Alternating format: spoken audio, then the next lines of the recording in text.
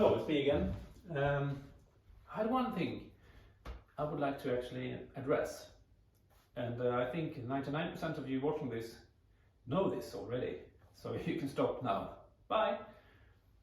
So the 1% who is continuing watching this is for you going from a quite low position, for instance 5, C sharp, up to say second position, second position, let's say E then.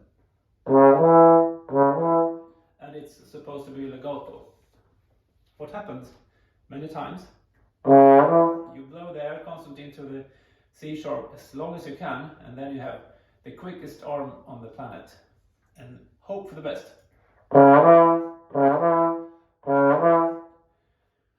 The risk is that the E comes out a little bit with a big emphasis instead of a part of legato. Like this. Because so much rest air from the C sharp you've just been playing for 2/10 of a second or 1/10 of a second. So making an example over and over again, this is from Charlier, the trombone method book number 4.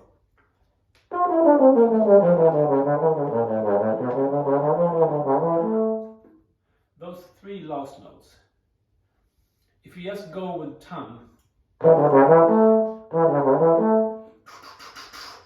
and pretend as if it was not staccato but just tenuto, you have been feeding the listeners so much with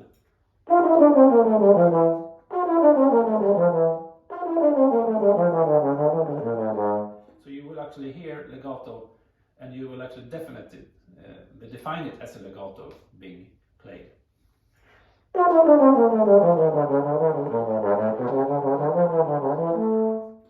Also with trombones not as smooth in sound when using the trigger. This is a Yamaha anniversary model. Sometimes you get this poppy sound. I did this, was actually drilling a hole in this instrument to avoid the popping sound, but it turned out to be a bad choice because you get the air in your ear instead. So there are options out there with no popping sound, but to avoid these, you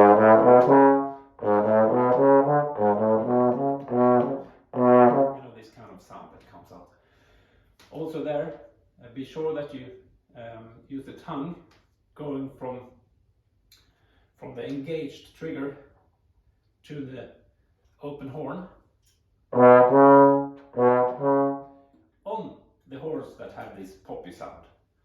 In that case, you can actually overrule the poppy sound with the tongue, with the use of the tongue. Quite good sometimes.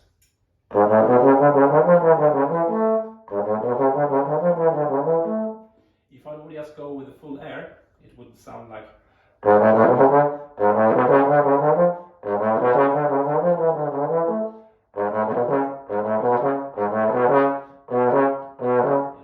This kind of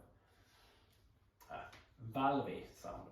And we have the smoothest thing to use, which is the slide, and we can actually make the slide be even more smooth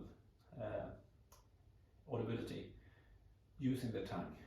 This is like a contradictory saying, because it's using the tongue means that you will destroy the legato. But I will actually do a little test, and you can judge. Please make a comment or 2 or 3, or you can nail it down what you think. I will use tongue as much as I can now.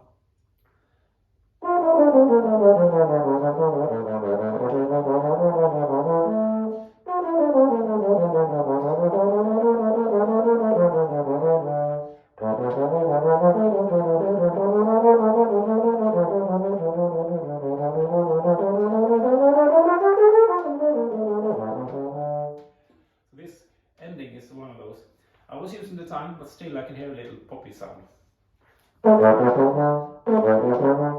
So what I did now, what I did wrong, I played the B natural a bit too long.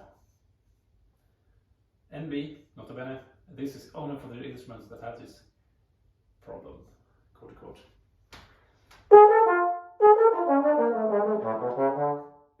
A bit better, but still this probably sound. I don't like it. That is why I'm addressing this. And then I will continue for just a while.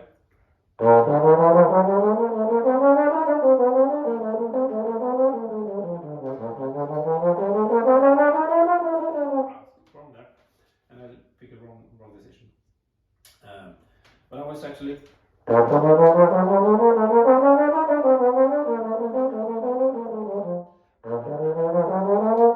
So this last thing I will now try to make a little difference.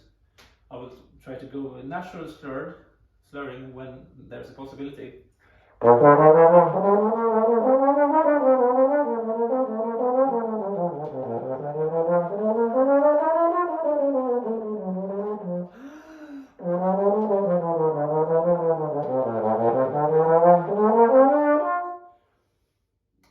In my hearing, it sounds a bit not so defined. So for the professionals watching this, you know this already. For those on the journey to become a professional, you might have a little bit of a help going against your teachers when he or she says use more air. So use air wisely when a note is supposed to be played, but not in between the notes, even if it's legato. What we would like to avoid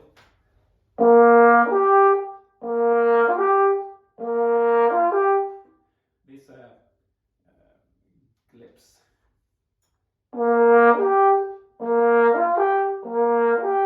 Even if you don't hit the bonus note, which in this case is the too pitchy E,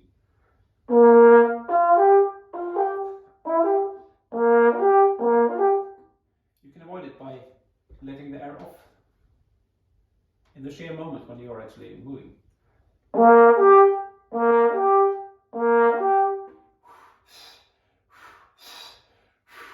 Instead of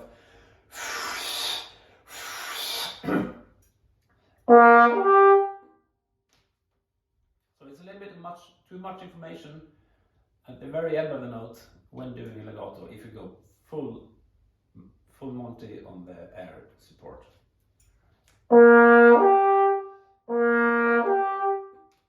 So release it slightly.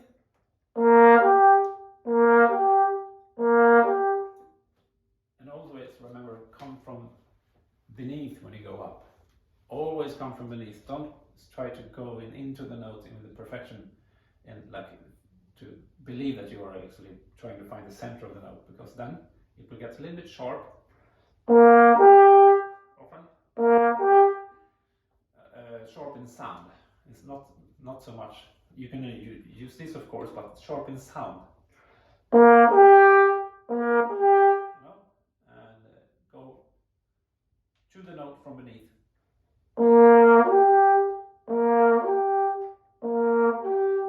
Same rule counts going down.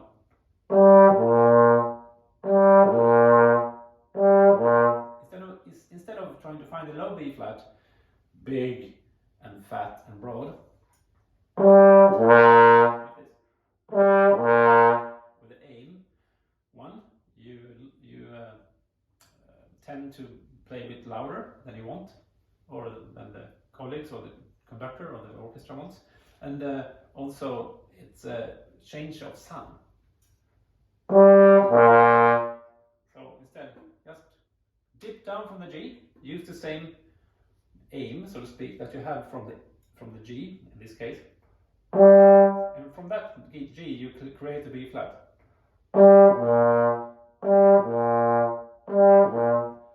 So what's happening in your head is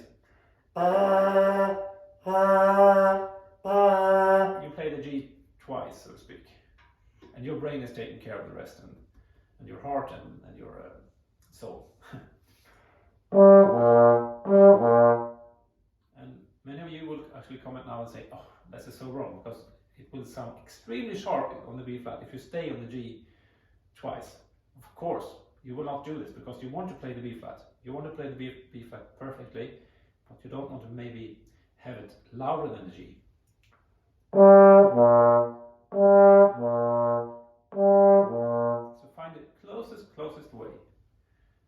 birds should fly. All for now.